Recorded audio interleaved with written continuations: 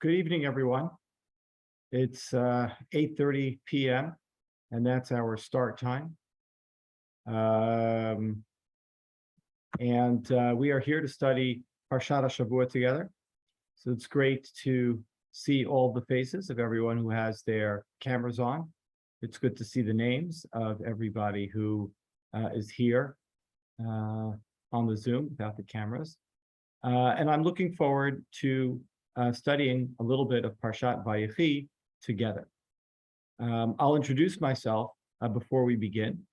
My name is Yaakov Jaffe, and I live in Brookline, Massachusetts. I'm the rabbi of the Maimonides Kehillah, which is the Kehillah that was founded by Rabbi Joseph B. Soloveitchik in Brookline, Massachusetts, back in the 1960s. And I also teach in the Maimonides School, which is housed in the same building. I very much enjoy teaching Tanakh. I teach Tanakh to my high school students on a regular basis, and I'm looking forward to study Tanakh with all of you, and I'm very thankful to the Torah in Motion team for arranging this class and enabling us to study together. I like it when we learn in a participatory way, so everyone should feel free to chime in, to unmute yourself and share your thoughts, because obviously when we participate together, we have we can get greater insight. Now, I thought this evening we would talk about one pasuk, one verse. And the reason why I thought we would talk about one pasuk, one verse, is that I have no idea what this verse means. I need some help. Rashi has some suggestions, but there are so many words in this verse that are very hard to understand that I thought we could spend an hour together discussing it. I think we'll probably need an hour to get to the bottom of it. Now, usually, I feel like this pasuk is an orphan pasuk because usually nobody likes to talk about it. I mean, you come to Parshat Vayechi, there's a lot of energy at the start of the Parsha. Yaakov is very old. He brings Yosef's sons. He blesses Ephraim, Menashe. There's that whole thing with the hands. By the way, this you can participate without even unmuting yourself. Can anybody show me with your hands, what did Yaakov do with his hands?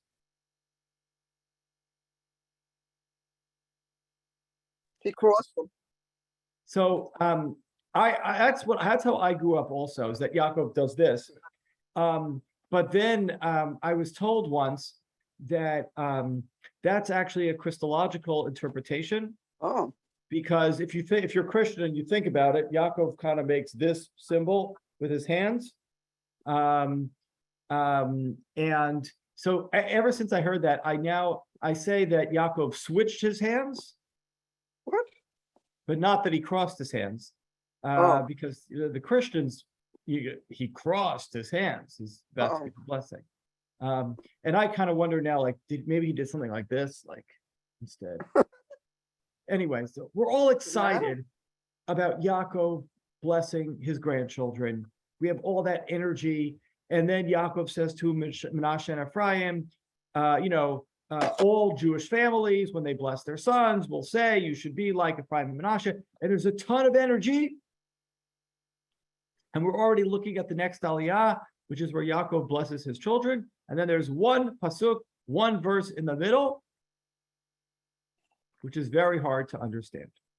Now, I'm going to be screen sharing as we go through this analysis of this pasuk. And I need everybody's help to translate. Okay, so now I'm going to screen share everybody. Everybody see that pasuk? Yeah. Oh, now we do. Yeah. Okay. The last pasuk of the chapter, 48:22.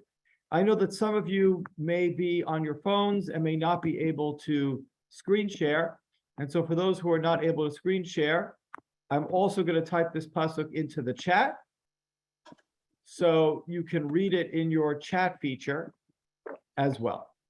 But I'll read it for those who prefer to hear it read.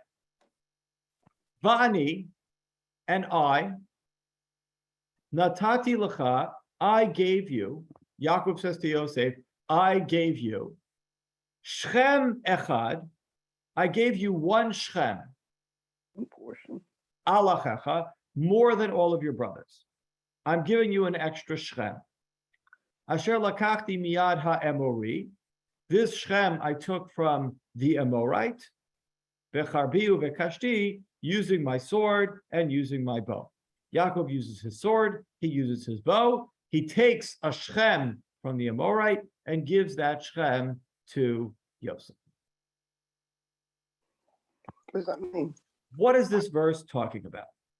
I don't know. I don't know.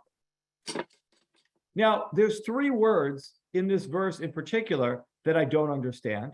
Yosef is receiving a Shechem. What's a Shechem? That he's getting a Shechem. That's one word that I don't understand. He took it from the Amorite. Who is the Amorite that Yosef took from? And then he used his sword. Where did Yosef ever use a sword?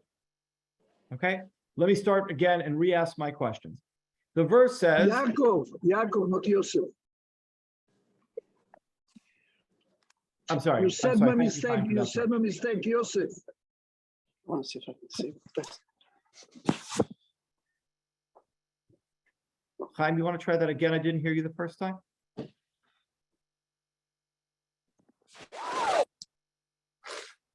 You said Yaakov, you said Yosef when you meant Yaakov took. Okay, sorry. Thank you for that correction. So Yosef gets an extra Shechem. That's my first question. What is this Shechem that Yosef gets? That Yaakov took from Could the Shechem be Amorite. Who related? is the Amorite that Yaakov took, that this Shechem came from? And they took it with a sword. What's the story with the sword? I want to see. My gosh, wait a minute, where is this? I don't know about the sword, but when I think of Shechem, Yaakov sent Yosef to find his brothers in Shechem. He doesn't get there. He goes to Dotan, but Shechem is a place where he's supposed to find about their peace. Excellent. Thank you, Tootie, for that. That is exactly what I was thinking. Shechem is the name of a place. You look at the word Shechem in the Bible, the word Shechem appears as a Shechem all over the place, as a name of a place all over. And And Shechem was also the place that Shimon Levi killed all the males. yes, Shechem is a very important place because Shechem is very connected to the Yosef story. Yosef travels through Shechem before he's sold. Shimon and Levi also killed everybody of Shechem. And the bones of Yosef, believe it or not, they eventually are taken down to Egypt. But after the bones of Yosef are taken down to Egypt, guess where the bones of Yosef end up in the end? Shechem. They end up in Shechem. I'll screen share that pasuk with you for you now. Eratmos Yosef, the bones of Yosef, Asher ha'elu b'nei Yisrael mitzrayim, that the Jewish people took out of Egypt, Kavru b'Shechem, was buried in Shechem. So if Yosef is told that he is receiving Shechem, he's getting Shechem, and then his bones are in Shechem, it would seem that this verse is Yaakov giving Yosef a promise that Yosef would inherit this city of Shechem. So thank you, Tootie, for that suggestion. And that was my first thought too. Was somebody here raising a hand? I thought I saw someone raising a hand before. Was someone raising a hand?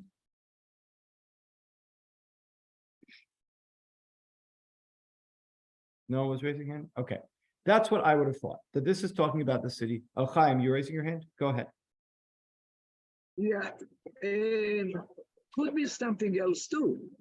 Because every shevet, every son from the men Shevatim gets only one. Yosef gets two. Okay, so that's already a second answer, and we'll come back to that second answer. Let's finish up the first answer. We'll come back to that second answer. We'll come back to that later. Okay. Now, Yosef got an extra city of Shechem. Great explanation. How did Yaakov get Shechem, though? It says at the end of the verse that he acquired Shechem with his sword. Didn't, How did Yosef acquire Shechem? didn't How did- Yaakov how buy was- how did land Yaakov acquire there? Shechem? How was Shechem acquired? Noreen, are you raising your hand? Well, it was what Chaim said before, when the brothers, Shimon and Levi, after Dinah was raped, killed all the men in Shechem. And that's when they, kind of did away with Shechem, So killed all the But men there. Rabbi, before the killing, in the beginning, when he comes back, he bought an area, he bought the land. Before the story with Dinah, Yaakov bought the land, Shechem. Bought Shechem? yeah, so here's the problem. Yaakov never acquired Shechem with a sword. Let me screen share again the verse in Yoshua when Yosef's bones are buried in Shechem. Kavru bechelkat hasadeh, Yosef's bones are buried in a field. Asher kana Yaakov me'ed b'nei Chamor avi Shechem b'me'ah kesita, in the parcel of land that Yaakov bought. Also, Noreen Chaim mentioned that there was a war involving the city of Shechem. We read about that in Parshat Vayishlach. But who takes their sword in Parshat Vayishlach to go to the city of Shechem? Shimon and Levi. Shimon and Levi. So Yaakov is saying to Yosef, I acquired Shechem with my sword, and it's yours now. But he didn't use a sword. So the idea that Yosef got the city Shechem as a gift that Yaakov got with his sword doesn't seem to work. Unless you say, or it's this poetic, Shimon and Levi are his sword and his bow. And they are his sons, so it's his property. Okay, so under this interpretation, because Shimon and Levi are his sons, they're his agents, it's as if Yaakov used his own sword and bow. But this raises a really important philosophical question. In this pasuk, Yaakov sounds proud. Here's my Shechem that I took with my sword. Is that the Yaakov that you know? No, he was very angry when they did the job, when they did the murder. Exactly. Yaakov rejects the entire thing in Shechem. When he hears about Shimon and Levi, Yaakov says, Echartem oti, you have ruined it for me. So here you have Yaakov saying, oh, Yosef, we won Shechem in a war with a sword, and I'm proud of that, and now I'm giving it to you. But You Yaakov have disowned ruined it that. for He me. disowned the violence. You have ruined it for me, meaning I wanted to do it. Now you've done it. No, I don't think he says. He says, "Anochi b'sei mispar." I'm too few. I mean, that's not the impression that you get that Yaakov wanted to do it himself.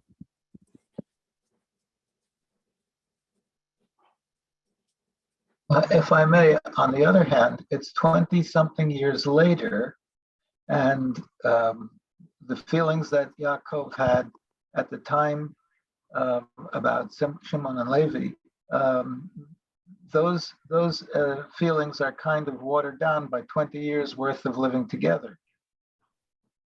They're not So- watered down because Yaakov criticizes them in the brachas. He says, Arur Arpam, like he's still remembering what they did, and he's criticizing them at the time, and he's criticizing them before he dies. So I don't believe that's correct. But the point is, he may be negatively oriented towards those two individuals, but the prize of Shem is still an available prize. So Malka and D. Leibowitz, I'll call you Mr. Leibowitz because I don't know what else to call you. So this debate that you're having is a really big, important debate. And the commentaries have exactly this debate.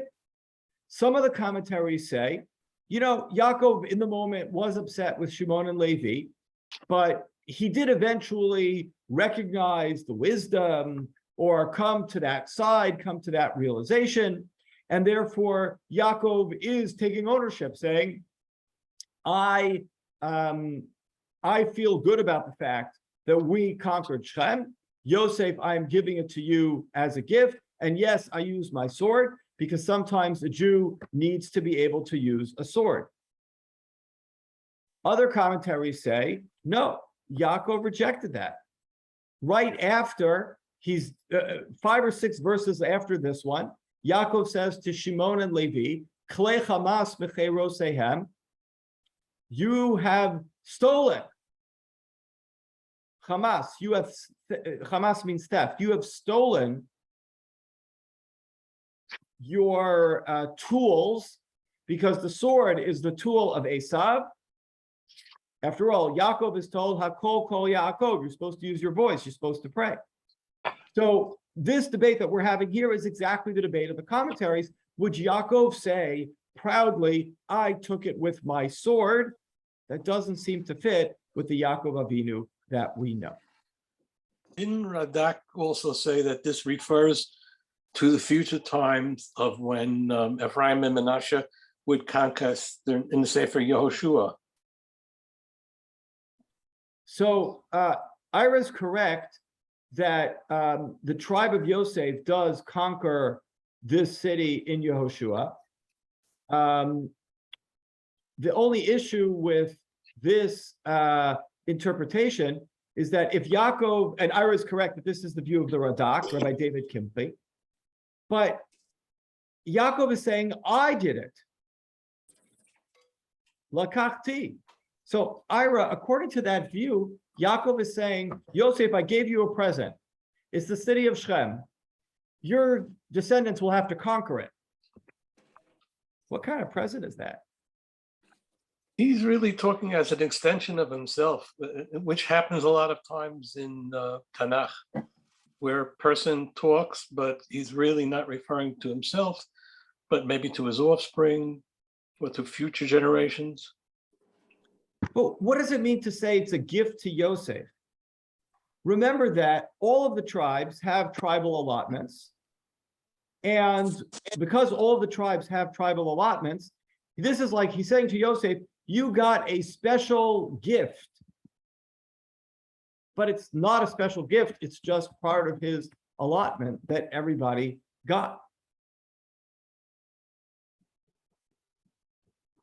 But he Let me did get show a you all double the map of portion. tribal allotments to show you what I mean. None of this makes sense unless there are two Shechems. Because he's saying he's giving a Shechem.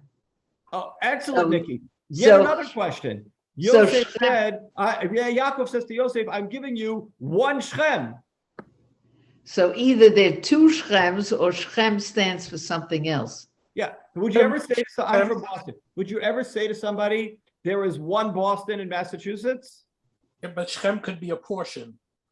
Yeah, okay. Ira and Chaim and Nikki, you're all on the same page. You like the second answer, which we will get to. But Okay, let me Rabbi. just first screen share the map. Rabbi, just a second.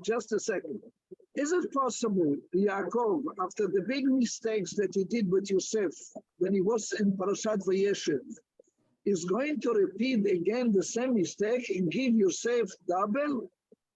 It's something also here is cooking. One more time, Chaim, for some reason, Okay. you're coming off soft, so. Okay, I am in the train. I am in a train traveling, so maybe the noise. Right now, is it possible that Yaakov Avinu, in that moment, is going to make the same mistake that he did when Yosef was 17 years old? We're giving him the double, the color code. Why is he giving suddenly him double Shem than everybody else and other? It's something very, very peculiar about Yaakov. So, it's a good question. Why is Yaakov giving Yosef something special? But I'll answer that question by saying, I don't think he got anything special. Let me screen share a map. Can you all see this map? Yeah. I'm going to try to make it a little bit bigger. Can everybody see this map? Should I try to make it even bigger? Oh, that's all right. We can do it. We can make I'm it gonna bigger. a little bit bigger. Now, notice that the city Shechem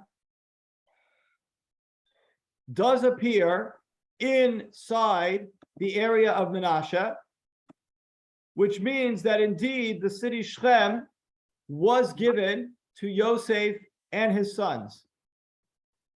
But if you look at the map, what does it mean to say that Yosef got Shechem as an extra portion?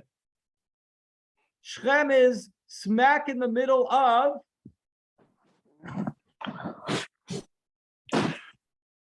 the family of Yosef. Wasn't the Mizbeach in Shechem for a while? The Mishkan was in Shiloh, which is very close to Shechem. Har Grizim and Har Eval are also in the vicinity of Shechem. But here is Yosef's descendants. That's this bigger box. This whole big box is Yosef's descendants. And Shechem is smack in the middle of that. So yes, Yosef is buried in Shechem. And yes, Yosef's descendants live in Shechem, but it's not extra. It's not like there is a different area in Israel which is specially given to Yosef and his family. But he did give a double portion to the kids of Yosef because he considered him as a poor for Rachel. And they did get 2 shvatim separately. Excellent. Chava, I'm going to put you on the team with along with basically everybody else on the Zoom that didn't like the first answer and likes the second answer. We're going to get to the second answer in 2 minutes, but I want to just review all of the questions that we had with the first answer because there were many of them. Okay, the problems that we had with the first answer was that it was one Shechem, that you wouldn't say one Shechem for a name of a place. That was one of our questions. Another one of our questions was, it isn't extra. It's in his portion anyway. Yosef anyway was going to get that area. That's one problem. A third problem, Yaakov didn't acquire it. It was Shimon and Levi. Fourth problem, Yaakov doesn't like using a sword. Fifth problem, the Amorites didn't live in Shechem. That's a whole other issue. We didn't talk about that. The Amorites didn't live in Shechem. Was that all of our questions, or do we have more questions? That's enough questions. 5 questions. That's enough questions to reject this answer. And now we need a new answer. So many of you have already suggested answer number 2. Shechem is not a place. The word Shechem in Hebrew means a portion. Ruth, you're shaking your head. That's what we do all the time with a word that we can't make understandable. So we say, there's no other place where Shechem is used as a portion, but clearly it has to mean that. So we're going to say it means that. Yes, so that's a great question. So we have to scour the entire Bible in order to find a place in which the word Shechem means a portion, because if we didn't, this whole entire answer would be invalid. I see someone in the chat says that a Shechem means a shoulder. The Shechem could mean a shoulder, but as far as I know, Yosef did not have 3 shoulders that we could say that he had an extra shoulder. But there's reason to think that a But he Shechem had means a 2. portion. But he had 2 shoulders. He did not have 3.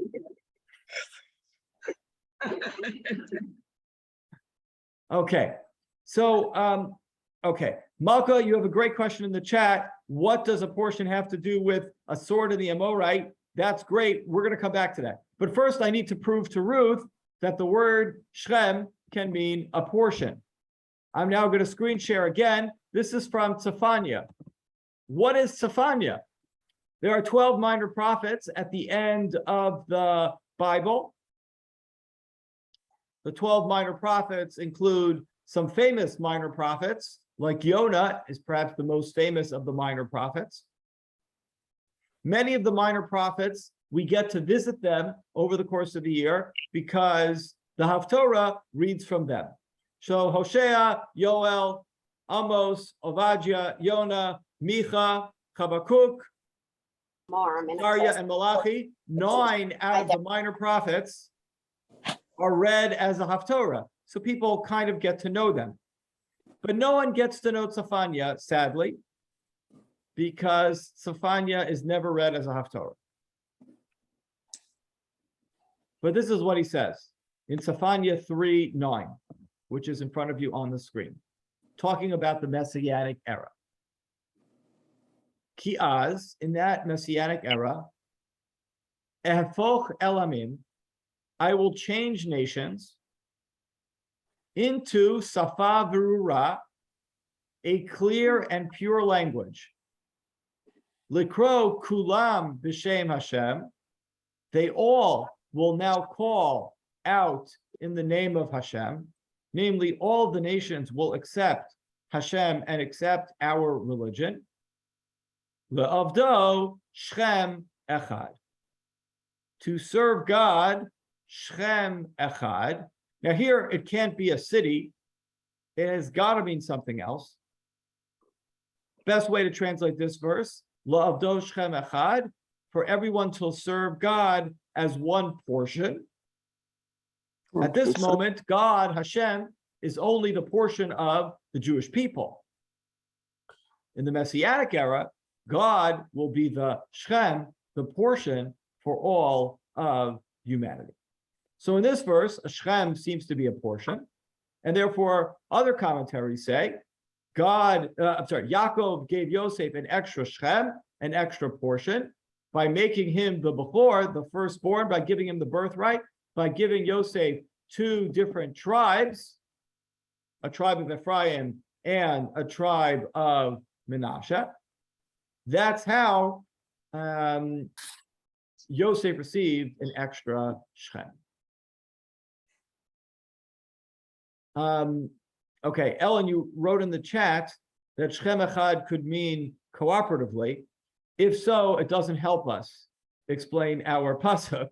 So the people who want to translate our pasuk Shechem Echad as one portion, they all cite Tzefania 3:9 as the proof text. Except that Evan Shoshan in his concordance admits that you can, the Hashalah, you can say that since the Shechem is a portion of the body, the shoulder, okay, maybe you can say it's a portion. And the only citation he has for that is our pasuk here in Bereshit, and not Tzefania. That Tzefania is for the Shechem Echad as working together, like everybody puts his shoulder into it. So I'm sorry, I can't buy what you say. Good for Okay, you. hopefully, Ruth, at least you like the first answer. We want everyone to leave here with at least one answer. Okay, so we have a second answer saying that the Shechem, the extra Shechem is an extra portion, if that's what the word means. And we're not sure that's what the word means. Okay. Now, but then what does it have to do with the sword? Because if the whole idea is that Yaakov is giving Yosef something additional that Yaakov won with his sword, it can't be the birthright, because the birthright is not something that is won in battle. It's not something that involves the sword. So Malka asks, what does a portion have to do with acquiring it with a sword from the Amorite?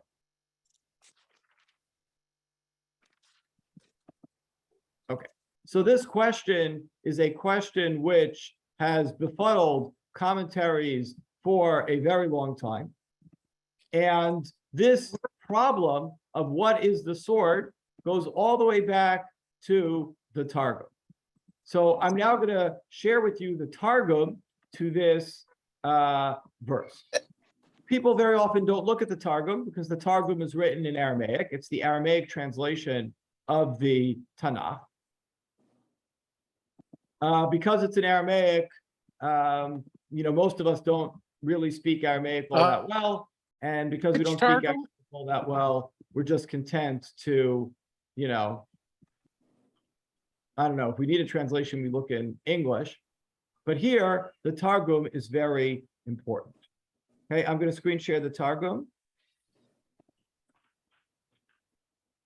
Okay, everybody see the Targum here? Yeah. I'm sorry, somebody said you didn't see it? Okay, I'm also going to put it into the chat so that if you can't see the screen, you're able It's to. okay, it's okay. It's okay now. I put it into the chat also if you needed it. Ve'ana, that's how you say I in Aramaic. Yahavislach, I have given you. Chulak chad. Now this word chulak, does anybody speak Hebrew? Can figure out what is the Hebrew equivalent of chulak? Chelek. Chelek or portion. So amazingly, our second answer of Shem means a portion. That's an incredibly ancient interpretation and goes all the way back to the Targum, which was written, more than 1,500 years ago. We've already been giving this explanation. So Yaakov says, I gave you chulak chad, one portion. Yatir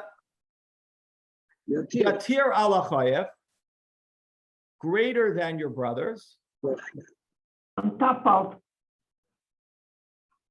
I'm sorry? Yeah, somebody's talking and they have to be muted. No. Didasevas miada de emora'a. People that are not muted. That I took from the Amorite.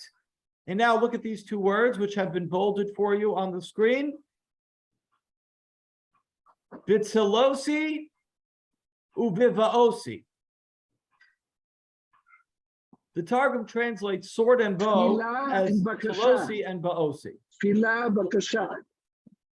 Tfilah and bakasha. Yeah, so Tzilosi and Baosi means prayer.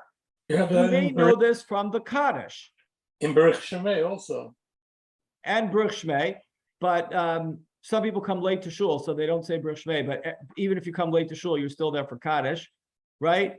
The Chazan will say, Tiskabel Tzloson Uvahuson D'chol Beis Yisrael, which is the Chazan asking for God to accept the prayers of the Jewish people. So the Targum was bothered. How does the birthright connect to a sword? He was probably also bothered. Why is Yosef using a sword? Because his blessing is Hakol Kol Yaakov. He's supposed to use his mouth and not his hands, not his sword. The Targum solves both problems by saying that the Jew's sword is his or her prayer. The Jew's bow is his or her supplication. So therefore, the portion is given to Yosef that Yaakov acquired with his prayer.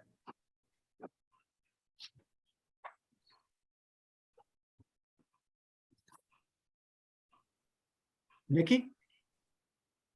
It could also be that he acquired it through deception, you know. If you're free to translate it any which way you want, you know, we Okay, can that's a say it good that point. way. So Nikki has a good point, which is the Targum is giving a very good interpretation for us because it makes us look good that Yaakov sat there and prayed for the birthright. But actually, he didn't pray for the birthright, though the Targum says that he did. He didn't pray for it. He used trickery to get it. So Nikki says, maybe I'll accept. I've given you the birthright that I took from the Amorite with my trickery, and say sword is a metaphor for trickery somehow. But he doesn't really pray in order to get the birthright. Annie? The Sforno says that the sword and the bow means my wisdom and discernment. In other words, his planning, his wisdom and discernment in realizing that he should get the birthright from Esau. And that's what it's referring to, that he's talking about the land that he got from Esau, which he wouldn't have had so much land if he didn't have the birthright. Yes, and whose explanation is that? That it's that it was land that he achieved through his wisdom? The Sforno, and he's basing the sword and the bow on Tehillim. He's basing it on a pasuk in Tehillim that is written, "Gird your sword upon your thigh, Almighty One." So that's the Sforno. Okay, excellent. So Annie is adding an alternative here, which is we have the Targum who says that Yaakov got the birthright with his prayer. Nikki says, no, it's not his prayer, it's his trickery. And Annie says, it's his wisdom, it's his discernment, it's his insight, which enabled him to get the birthright. So we have these sort of sub-explanations of the Targum about what the sword that he used actually is. And it could be all of the above, trickery, wisdom, or possibly prayer. You could say maybe to defend the Targum, maybe before Yaakov tricked Yitzchak, maybe he said a brief Hineni Muchanim Zuman, or he davened first or something like that, and that's how he used his prayer. Oh, but Rabbi Yaakov, Pseudo Jonathan, Targum Pseudo Jonathan, he has it Karta dishchem chulak chad lematana. So he sees this as ground. Karta dishchem chulak matana. Chulak chad. He's translating it not as something else. He says it's land. Karta dishchem. What can so? Okay. So Ruth is pointing out amazingly that the two explanations that we came to this evening in the first Parsha of 2023, the two Targums were already arguing about more than 1,000 years ago. I don't know if that should make us all feel proud that we reconstructed the same Beit Midrash of the Targumim 1,000 years ago, or it should make us feel frustrated that we've been working on this problem as a nation for 1,500 years and we don't have a resolution yet. But Ruth points out that the first explanation is Targum Yonatan, and the second is Targum Onkelos. However, we're not done yet, because Rachel Yudkowski in the chat says who as the Amorite. Because you see, under the first explanation, the city of Shechem is captured from the Canaanite nation, the Chivi. They're related to the Amori. So you could kind of understand what he means when he says, I took this city from the Amorite. But if it's the birthright is taken from Esav, and Esav is not an Amorite. So to answer this part of the problem, we have to look at Rashi. So now I'm going to screen share to you Rashi, and Rashi also gives both of these two explanations. They're both found in Rashi, and we'll see Rashi answers the riddle of who the Amorite is. Let me get Rashi here.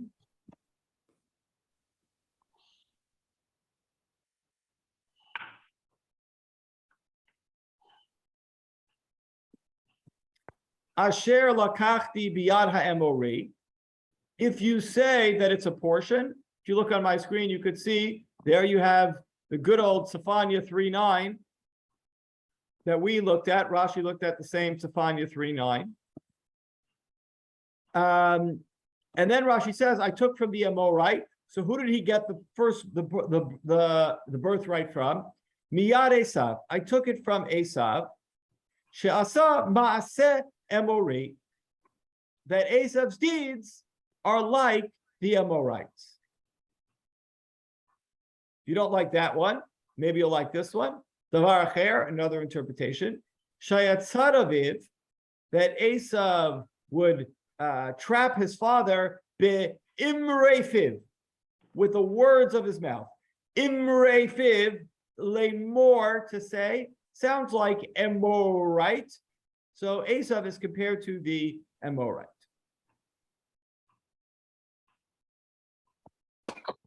Do we like that? Mhm. No, no. We don't like that. We don't like that. Too far-fetched. I mean, if Shechem has to Maybe be it's the Avraham portion, Avinu. Maybe Avraham Avinu, he was from Amori. here's sort of the problem. It makes so much sense for Yaakov to say to Yosef, I have given you the extra birthright, because that's what the whole chapter was about. The whole chapter was about Yosef getting this extra thing. And it fits with the word Shechem, given Sephania 3:9. It fits with the Chereb, the Keshet, Yaakov using the sword, if we take those as metaphor for his prayer or his trickery or his wisdom.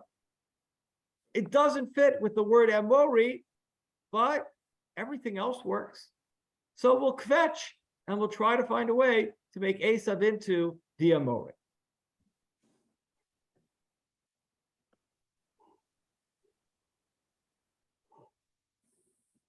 These are the two explanations I have.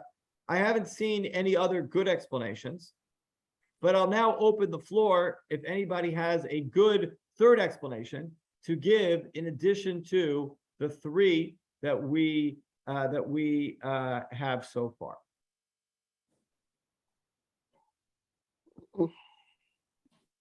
Was Seir in the part of those mountains?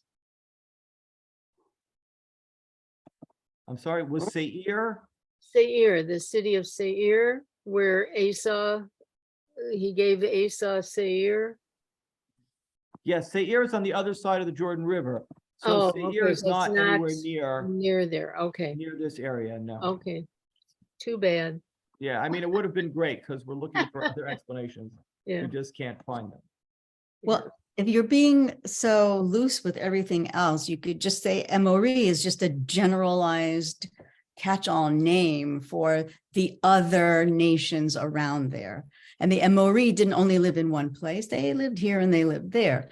So that's not so bothersome. But I'm still stuck on the Shechem, because even the translation of Shechem in Sephania as Chelek, I mean, Dot Mikra does not agree with that. the editor for Tzavanya does not agree with that. So, I really, I think Shechem is Shechem, and I think he's speaking very poetically. And Charbi and Kashti doesn't have to be, it doesn't have to be his own sword and his own bow. The fact that he's using two weapons sounds like two people, and that points to Shimon and Levi. Or it's if you're talking about the business with Esav and the soup story and stealing it or convincing Esav that he had done something with it, then Charbi and Kashti, thinking about that as my wisdom or my orma, my chochma, whatever that is, that's fine. And poetic is I have to say, Yaakov's sword and his bow, his weapons are his brain. Fine, and that's a poetic way of saying the same thing, and that's how I see it. I like Ruth. Good for you, Ruth. Good for you. I like yours too. I think there's an underlying trope to make sure that people hearing it don't think they can use the sword because they are outnumbered.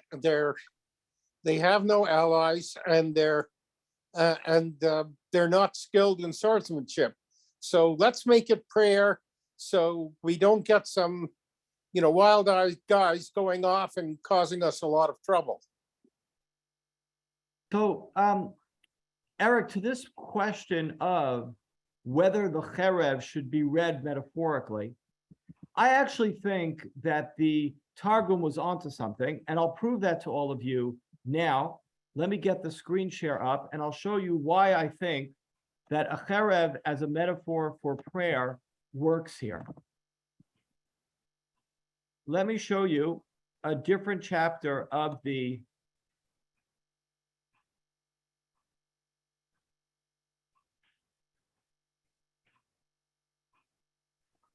This is in Bamidbar, chapter 20. And this is when the Jewish people meet up with Esav again. The Jewish people meet up with Esav, and the Jewish people say to Esav, God took us out of Egypt, and why? Vanitzak el Hashem vayishma kolenu. We prayed to God, and he heard our voice. So the Jews present themselves using prayer. What does Edom say back? Hen b'cherev eitzei lekratecha. Don't talk to me about the fact that you use your prayer. I am going to use my sword. Where's this? Then the Jewish people say something back, and Edom returns with Yad Chazakah. So this dichotomy of prayer for Yaakov and Yad Chazakah Cherev for Esav is found across the Tanakh. It's only reversed in one place. Bilam tries to use his mouth, his kol, to curse the Jewish people. And so how do the Jewish people kill Bilam? Sword. With a sword, inverting it. But the idea that the sword of the Jew is prayer is something that appears in Parshat Toldot, in Chukat, in Balak. It's all over the Tanakh. So I think that there's a lot of credence to the translation of the Targum. Except it doesn't take care of the bow. It doesn't take care of the bow. I agree. I agree. It doesn't take care of the. Plus, he said which way I got it. I mean, he could have said the whole thing doesn't make. It's not Okay. very satisfying. Yeah, none of these answers are satisfying. I'm going to show a review chart. Can everybody see my review chart? Mm-hmm. So what's interesting is, okay, so here's what we have. We have answer number one saying, I am giving you an extra portion that I took from the Canaanite nations with my sword and bow. And then you have answer number two, which says, oops, I got it backwards. An extra city Shechem versus I am giving you an extra portion that I took from my brother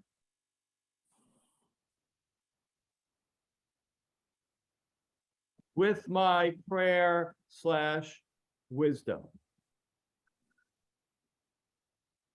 So it's amazing that we have two explanations, and the two explanations disagree about three different things. And why is Yaakov telling him this? So, according to the second answer, he has just blessed the Yosef's sons. So that's why he's telling him, I blessed your sons, I turned them into two tribes, and therefore I'm telling you that I did this for you. What about for the first explanation? Why would Yaakov want to tell Yosef that he was giving him an extra Shechem? How does that relate to the context? Does he want Joseph to know that he considers him his firstborn? That's why he's telling him, I'm giving you an extra portion. But the firstborn gets an extra portion, not an extra city. It seems to me that it relates back to the burial. Remember that the beginning of Parshat Vayechi is dealing with two subjects overlapping. One is Yosef's responsibility to bury Yaakov, and the other is Yosef receiving the extra portion. So, the first explanation says, Yaakov has asked Yosef to bury Yaakov. Yaakov is now returning the favor. You will bury me, so I will prepare a burial place for you in Shechem. The first answer says, we're ending with the burial, and this is the place that you will be buried. In contrast, the first answer says, it's about the second answer says it's about the birthright. I'm telling you at the end of the story, you have a birthright that your brothers don't have.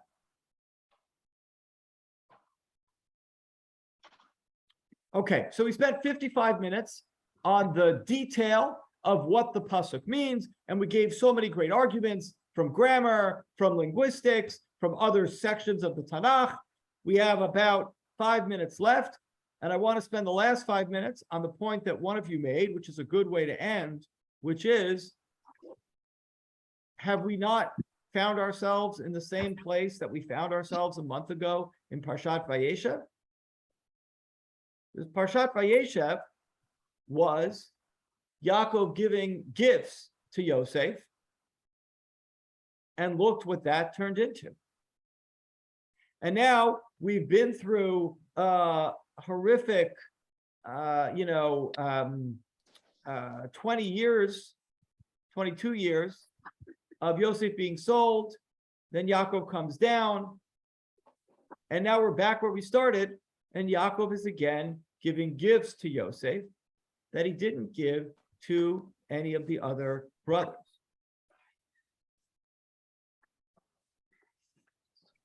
I think the difference is that, for lack of a better term, they're all adults by this time in the story.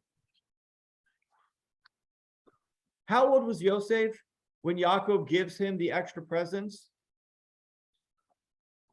Seven. 17. 17. And Yosef has no children at that time. His only children are born after he gets to Egypt. Even Yehuda, who's 5 years older than Yosef, is 22 at the time of the story. And he, at least according to the Gemara in Sanhedrin, also has no children yet at the time of the story. Reuven is the oldest. He's maybe 24. Maybe he has one child. Perhaps the point is that Yaakov is doing exactly what he did in Parshat Vayechi, and he's doing it intentionally. Because now the brothers understand that there will be different roles for different people. Different people might have different strengths, and they might have different responsibilities.